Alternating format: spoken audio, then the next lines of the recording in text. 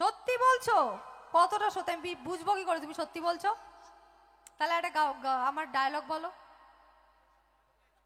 ব্যাস হয়ে গেল তো? ভালোবাসা শেষ। আমাকে দেখতে দেখতে তো পাননি, তারপরে চলে এলেন এখানে, দিয়ে এখানে দেখা হয়ে গেল, ভালো লাগলো। ও আচ্ছা, বাড়িতে কারোর সাথে ঝামেলা করেন না তো? আর যদি করে থাকেন করবেন, আমি আপনার সাথেই আছি। শুধু 6:30 থেকে 7টা ঝামেলাটা করবেন, তারপর আর করবেন না, ওই টাইমটা দেখে নেবেন। ঠাকুমা তো ডন। আপনি তো ডন। হ্যাঁ। বলছে আপনাকে তো সবাই ভয় পাবে বাড়িতে।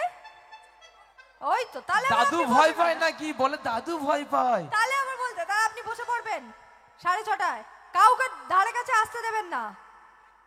আমি কালা? ওর ঠাকুমা আবার অ্যাসিস্ট্যান্ট এনেছে, নাতনি, যেটা না পাচ্ছে বল বল বল বল বল। ঠাকুমা, আমি চাইবো ওই ঠাকুমার জন্য সকলে মিলে জোরদার তালি, সকলে মিলে এখন একটু। প্রশ্ন ঠাকুমা